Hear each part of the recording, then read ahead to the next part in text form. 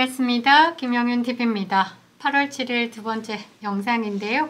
친중파 한중의원 연맹 2기가 출범했습니다. 이 102명의 의원들은요, 여와 야를 떠나서 현대판 을사오적이 아닐까, 신종 매국 역적들이 아닐까 하는 생각을 합니다. 중국 공산당 통일 전선 공작에 놀아나는 것이다 라고 저는 생각을 했는데요. 이 한중의원 연맹 해체돼야 하는 것이 아닐까. 전 세계의 흐름이 중국의 공자학원을 퇴출하고 있는 이 시점에서 대한민국 국회가 중국과 손을 잡고 이렇게 나아간다. 이런 것을 보면 정말 참으로 역행하고 있다라는 생각을 아니할 수 없는데요. 중국의 의원이 존재한답니까? 일극 체제죠. 시진핑 말고 누가 있습니까? 시진핑이 중국의 돌뿌리 하나까지도 관여를 하고 있는데 말입니다. 김정은과 다른 점은요, 땅덩어리 크기뿐입니다. 공산당입니다. 얼건 공산당이라는 말입니다. 자유로운 의사 발언 진행됩니까? 협치가 있습니까? 그건 존재하지 않습니다. 중국에 무슨 의원 연맹을 한다는 말인지 말 그대로 그냥 중국과 우리 국회의원과 다이렉트로 연결을 하겠다라는 겁니다. 중국의 세력이 우리 국회와 함께 한다라는 겁니다. 합법적으로 중국과 교류를 대놓고 하겠다라는 겁니다. 이렇게 봤을 때 지금 거기에 함께하고 있는 102명의 의원들이 간첩 아닙니까? 적국만 다를 뿐. 저는 그렇게 생각하고 있습니다. 여기에 민주당의 전당대회 때 오갔던 돈봉투, 그게 없으라는 법 있습니까? 저는 가능하다라고 봅니다. 중국의 거대 자본으로 타국의 정치인을 매수했던 정황들이 드러났고, 전 세계 40개가 넘는 국가의 선거 개입이 정황이 드러나기도 했었고, 거기에 가장 가까운 나라가 대한민국이고, 대한민국은 문재인 시절 4.15 총선 때부터 부정선거에 대한 의혹을 국민들이 가지고 있습니다. 그것을 언론과 함께 짬짬이게 돼서 부정선거를 언급하는 순간 극우 프레임으로 가두기 바빴죠. 대한민국은 병들어 있는 겁니다. 중국은요, 2차 세계대전 당시 일본과 전쟁에서도 패했죠. 그리고 열강들에게 반식민지가 된 역사가 있습니다. 그러나 싸워볼 의지 없이 그냥 당했다라고 봐야 되겠죠. 크기만 클 뿐 힘없는 종이 호랑이다 라는 것이 중국인들에게 가장 큰 상처로 아직까지 남아있는 것이고, 자존심 상해하는 일 중에 하나입니다. 그래서 우리나라에서 뭐 여론 조작단, 댓글팀, 중국 이런 것으로 의심되는 그런 댓글 활동들에서 봐도 일본에 대해서 식민지 문화로 국민들, 대한민국 국민들의 감성을 자극하기도 했었죠. 그런데 우리나라는 일본에 피 터지는 싸움을 하며 투쟁했기 때문에 그런 식민지 문화에 대해서 대한민국은 자존심 상하지 않습니다. 중국은 그렇습니다. 사회주의, 공산주의를 고집하다가 소련의 붕괴가 있었고, 러시아가 발전하는 것, 이제 경제적으로 발전하는 것을 보면서 중국 또한 외국 자본을 들여서 발전을 모색합니다. 그래서 국토가 상하든지 사람들이 죽어나든지 말든지 노동력 을 싸게 굴리면서 외국에서 투자 유치에 국가가 나서기도 했었죠. 인구수를 무기로요, 일부 지역들이 발전되고 돈이 생기고 그렇게 중국이 커져가니까 이 중국이 세계를 장악하는 작업을 계속 했습니다. 세계를 손에 넣으려고 하는 그때 당시에 일본보다 더 악랄하고 더 치밀한 방법을 썼죠. 가장 대표적인 게 1대1로 있습니다. 뭐 아프리카나 뭐 개발도상국 이렇게 발전시켜 준다면서 이제 사업을 진행을 합니다. 국가와 계약 체결로. 그런데 그 국가가 상환을 못할 시 그 지역은 내 거, 뭐 다리는 내 거, 통행료는 내 거, 뭐 이런 식으로 이제 그 나라를 조금씩 먹어버리는 일, 이게 1대1로죠. 그리고 각국의 언어 구사에 인재를 키운 다음에 여론 조작팀으로 파견을 하죠. 그리고 접경 국경 지역의 땅을 뺏으려는 일들도 진행되고 있고요. 2019년에는요, 호주에서 정치인이 당선됩니다. 그런데 이게 중국의 영향으로 이제 쉽게 말하면 간첩질을 했다, 스파이다라는 게 발각되기도 했었죠. 중국은요, 자신들의 이념이 잘 세뇌시킨 사람들을 인재로 키웁니다. 원래 스파이를 키우는 방식 그대로, 그리고 각국에 파견시켜서 어떻게 사회 지도층으로 만들어서 그 영향력을 행사할 수 있게 하는 겁니다. 중국에게 가장 유리한 정책을 펼 수 있게, 그렇게 중국이 잠식할 수 있는 발판을 마련하게 하죠. 그리고 돈으로 그 나라 정치인을 매수하기도 하고요. 그리고 여론들, 아까 말씀드렸다시피 언어 구사 능력이 탁월한 사람들을 꽂아 넣어서 선동 정치를 하는 거죠. 갑자기 문재인 정부 때 중국인 유학생들에게도 투표권을 준다. 그리고 영주권 주려고 했던 일이 갑자기 생각이 나네요. 그리고 대한민국의 멀쩡한 기업이었던 한전을 부실 기업으로 만들고 중국 기업을 입찰 가능하게 하려고 했고, 뭐 민영화 시키려고 여론 조작했고, 이런 것들이 생각이 나네요. 대한민국의 일제강점기 시대 때 본인의 뭐 안위를 위해서 친일파가 된 사람들, 돈 때문에 나라 팔아먹었던 사람들, 지금 친중 행보를 하는 국회의원들과 다를 바 없다라고 생각합니다. 근데 중국이 아무리 이렇게 돈을 풀고 애를 써도 세계 중심이 될 수 없는 이유는요, 그 중국인들의 근본 인성, 기질이 굉장히 후지기 때문입니다. 지금은 중국이 기세등등해 보이지만 내부적으로 매우 부패하고 타락했기 때문에 답이 없는 나라다라는 거죠. 아마 그 욕심 때문에 패망의 길을 갈 것이라고 보는데요. 우리나라도 그 간첩의 범위 안에 그 적국을 북한에 말고 이제 좀 범위를 넓혀야 될 것 같습니다. 이제 간첩이라는 말은 적국에 이롭게 한 자, 다시 반대로 조금 더 수정안이 들어가면 자국에 피해를 준 이라고 이야기를 하는 게, 그 범위를 좀 세분화해서 뭐 기업의 기밀을 유출한다든지 국가의 정보를 탈취한다든지 이런 식으로 조금 추가적인 부분을 넣어서 그 적국에 대한 간첩, 자국의 이익에 반하는 짓을 하는 것으로 좀 돌려서 조금 수정안에 들어간다라고 하면 이 친중하는 것들도 스파이 범죄에 들어가지 않을까 저는 생각을 합니다. 이 사단법인 한중의원연맹은요, 21대 국회에서 300명 중에 100명이 참가를 했습니다. 3분의 1이 친중 의원이다라는 거죠. 2022년 12월 1일에 출범한 단체인데요. 이때 국민의힘 소속 의원이 35명이나 가담을 했습니다. 중국의 국민이 선출하는 국민을 대표하는 기관이 존재하는지 이들에게 묻고 싶고요.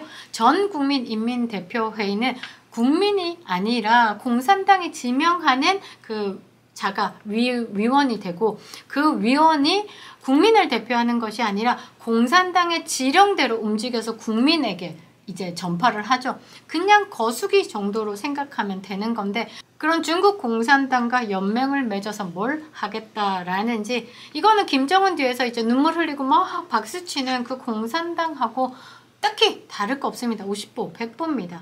우리 국회가 중국 공산당 꼭두각시에 불과한 것이 아닐까 하는 생각을 할 수밖에 없고요. 이거는 국가적 수치죠.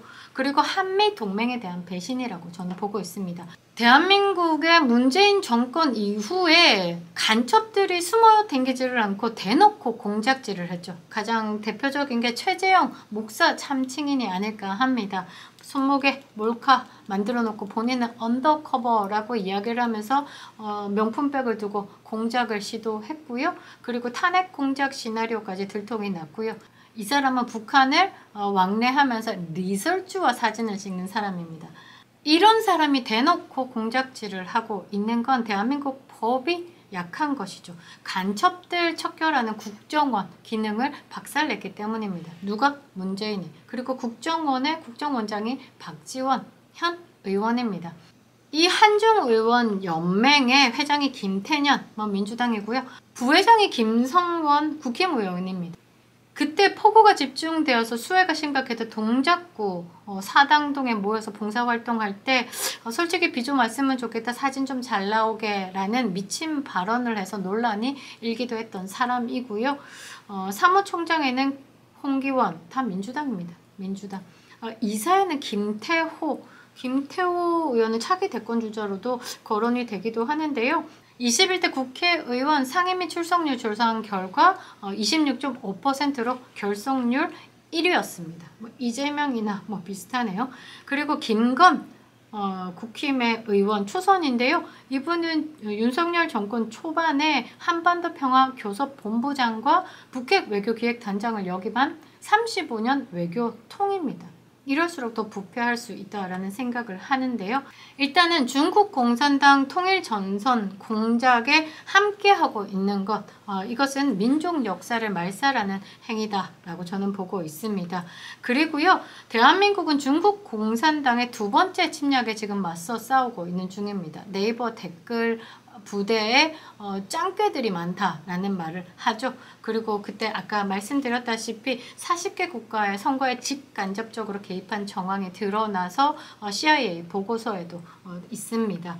그리고 대한민국이요, 안미 경중이라고 이야기를 하죠. 안보는 미국, 경제는 중국. 이 시대가 끝났습니다. 이제 양다리 걸치면서 이렇게 왔다 갔다 줄다리기 하는 시대는 끝났죠. 현재는 윤석열 정부에서 뿐만 아니라 앞으로도 대한민국이 가야 할 길이 한미일 가치를 높이고 안보 그리고 경제기술 공동체로 이런 시대 흐름을 따라가야 되는데 한중의원연맹은 역행하는 짓이다라고 봐야 되겠죠. 공산당 간첩 행위를 단속하는 형법이 우선이다 라고 보고 있고요. 분명히 말하지만 이런 중국 공산당에 빌붙어서 국민을 배신하는 행위, 그리고 본인의 안위를 위해서, 금배지를 위해서 또는 권력을 계속 누리기 위해서 이렇게 손잡은 배신 행위를 한 정치인들은 반드시 국민이 응징해야 된다라고 봅니다. 이번에 출범한 2기는요, 민주당이 71명이 있습니다. 뭐 고민정도 들어가 있고요, 강선우도 들어가 있고요. 약간 뭐라고 해야 되나, 공산당 극좌 같은 느낌인 사람들은 다 들어가 있습니다. 뭐라고 말할 필요가 없는 사람들이 쭉쭉쭉쭉 들어가 있고요. 이인영, 추미애 이런 사람들 들어가 있습니다. 아니나 다를까 정청래까지도 있습니다. 2기는요, 국민의힘 26명인데 1기 35명에서 9명이 빠졌습니다. 눈에 띄는 분들은요, 권영세, 김건, 김성원, 김태호, 김형동은 반드시 들어갈 것이라고 봐야 되겠죠. 이 김형동 의원은요, 장인이 연변 부시장을 지낸 중국 공산당 고위 간부입니다. 그리고 부인은 중국인이겠죠. 그리고 민주총간첩단 연루된 석건호와 동지라고 이야기를 하면서 친분을 과시한 사람입니다. 그리고 이명박, 박근혜 대통령에 대해서는 비난을 쏟아냈고요. 문재인 당선 때는 축하 칼럼을 기고하기도 했습니다. 친중파의 유명한 사람이기도 하죠. 이런 사람이 총선 기간 동안 한동훈의 비서실장이기도 했습니다. 그리고 서범수도 있습니다. 서병수 동생 서범수. 현재 한동훈의 지도부 사무총장으로 있죠. 이것만 봐도 한동훈의 친중의 농도는 꽤나 높지 않을까 싶은데요. 여기에 싱하이밍도 참여를 했습니다. 평화공존 5원칙 정신을 선양하고 상호 신뢰하는 큰 방향으로 이어나길 바란다 라면서 평화공존 5원칙을 이야기를 했는데요. 이거는 1954년에 중국이 인도와 수교하면서 이제 외교 노선의 원칙인데 한 번도 지켜진 적 없습니다. 중국은 이 원칙을 깨면서도 안 깼다라고 주장을 하고 있고요. 중국은 입으로는 뭐 평화를 이야기하지만 남중국해 하는 짓 보면요, 대화가 아니라 군대를 내세우고 있죠. 이쯤 되면 시틀러입니다. 히틀러가 아니라 시틀러. 온갖 이유를 가져다 붙이면서 중국의 영토 라면서 이야기를 하고요. 중국 내부 문제고 당연한 권리이기 때문에 이거는 외교 문제가 아니다라는 식으로 강변하면서 다른 나라의 국토를 잠식하고 있는 겁니다. 내로남불이라고 보면 되겠죠. 근데 궁금한 게 여기에 세시를 외치던 이재명, 이준석 그리고 한동훈 없습니다. 그러니까 제가 생각할 때는 중국과의 연대의 농도가 꽤나 짙기 때문에 굳이 연맹 가입 따위 필요 없다 정도로 해석을 할 수 있는데요. 이재명은 근본 없는 4대주의로 지 살 길이 바빠서 경제가 뭔지 외교가 뭔지 모른 그냥 막사니, 그래서 뭐 이쪽 쉐쉐 저쪽 쉐쉐 하는 사람이라서 그냥 패스를 하고요. 뭐 이준석 정도야 여러분들이 아실 겁니다. 고등학교 시절부터 중국어 전교 1등이었죠. 하버드 가서는 전공이라고 호소하는 컴퓨터 사이언스 그리고 조인트를 했다라고 지금도 거짓말을 하고 있는 학력 사기범 이죠. 경제학보다 더 많이 중국어를 공부했습니다. 중국어 초급, 중국 고급 과정의 공자학까지 공부하고 왔습니다. 이수월이라는 이름은 중국의 뭐 철수 같은 그런 이름인데요. 이런 이름을 쓰시는 아버님과 함께 살고 있는 게 이준석이죠. 왠지 문 열고 집에 들어가면 중국말 할 것 같다라는 생각이 들기도 하는데요. 그만큼 친중입니다. 여기에 한동훈이죠. 언급한 것대로 뭐 김영동부터 시작해서 총선 기간 동안에 공천관리위원장 또한 공산당을 찬양하고 있는 정법대 교수를 들어 앉혔었죠. 한동훈이 이렇게 주변인들도 있지만 장인만큼 친중일까 싶은 생각을 하는데요. 우리가 좌파 언론의 마사지에 철저히 속은 것이 아닌가 이런 생각을 하고요. 뻐꾸기 한동훈 우파 둥지에 알을 낳고 깠다라는 생각을 합니다. 장인 진형구 씨는요. 검찰 불명예 퇴직하고 2002년부터 중국 전문 잡지 이러면 뭔가 그냥 우리의 뭐 이제 여성동화 이런 게 아니고 중국 공산당이 펼쳐내는 인민일보를 한국으로 들여와서 이제 한국판으로 발행하는 겁니다. 말이 좋아 차이나 라이프지 그냥 중국 공산당 신문을 한국판으로 둔 겁니다. 이제 북한에는 노동신문이 있죠. 그 노동신문을 한국판으로 펼쳐낸다라고 생각하면 됩니다. 최고의 친중주의자다라고 봐도 되겠죠. 그리고 한동훈의 부친 역시 1992년 한중수교 전부터 중국에 가서 사업을 했다는 의혹이 있습니다. 그리고 한동훈 역시 대학교 시절에 중국에 몇 번 방중했다고 상공회의소 포럼 때 말했다는 의혹이 있습니다. 이거는 정선상 TV에서 나옵니다. 5월 6일자 방송에서 나오는데요. 한동훈이 우파가 될 수 없는 이유는 그동안에 뭐 이재용의 삼성, 그 다음에 이명박, 박근혜 대통령 등 기업인 그리고 우파 지도자들을 잡아넣은 저승사자 역할을 충실히 해왔습니다. 말이 저승사자지 그냥 권력의 충견이 아니었을까 저는 생각하는데요. 문재인 정권 초기에 화양연화라고 본인이 이야기했던 그 시절 1000명을 적폐수사라는 이유로 괴롭혔고 200명을 잡아들였고 5명의 목숨을 앗아갔습니다. 몰라서 그런 줄 알았는데 이제 보니까 철저하게 친중 골수 좌파입니다. 대한민국을 무너뜨리는 저격수 역할을 하지 않았나 생각이 드는데요. 이준석이 중국의 애완견 수준이라고 하면 한동훈은 중국의 사냥개 수준이 아닐까 저는 생각합니다. 이준석보다 더 위험한 인물이 아닐까 보는데요. 총선 때 김영동 아까 말씀드렸죠. 정영환, 함경훈, 김경률, 친중, 좌파 패족들 들고 국민의힘을 몰락시켰습니다. 그리고 부정선거에 대한 이야기 하지 않았고 사전선거를 독려했었죠. 그리고 총선을 끝내고 전당대회에 와서는 선관위 또한 문제를 일으켰습니다. 제가 볼 때는 민주당 도와주고 좌파에 힘 실어주고 총선을 몰락시킨 것이 아닐까 하는 그런 의혹에 웃기도 하고 가슴이 아프기도 합니다. 아무튼 지금 당대표 자리까지 꿰차고 앉았죠. 윤석열 후배다라고 해서 문재인 때 뭐 좌천당했다라고 좌파 언론들의 그런 기만술에 속아서 지금의 자리에 앉지 않았나라고 생각이 드는데요. 중국과 결탁한 친중 매국노 세력들과 함께하고 있는 한동훈입니다. 여의도 일대를 장악하고 있는 이 친중의 정도가 매우 심한 것으로 보이는데요. 한동훈을 두고 많은 부분에 대한 의혹을 제기하는 것 중에 조금 논리적으로 맞아떨어지는 부분이 있어서 여러분들에게 한번 전해드리고 싶은데요. 윤석열 대통령이 민주주의 가치동맹의 깃발을 들고 한미일 삼각동맹을 재건하며 중국의 우리나라 내 영향력을 축소하려고 하고 있으니 이것이 한동훈의 친중 세력의 약함을 또 꺼내올 수 있는 것이기 때문에 이원석과 짬짬이가 돼서 문재인 세력을 살려주고 결탁해서 윤석열 탄핵을 추진하려는 핵심 이유가 아닐까라는 이야기가 있기도 합니다. 깨어있지 않으면 우리 자녀들, 우리 미래 세대는 중국인의 노예로 살게 될 것이 아닌가 하는 걱정이 되기도 하는데요. 한동훈이 입에 걸치는 공공선, 그리고 국민 눈높이, 그리고 동료 시민, 그 다음은 뭘까요? 동무가 아닐까 끔찍한데요. 도대체 이해 안 되는 보수의 진보 참으로 묻고 싶습니다. 김영윤TV였습니다.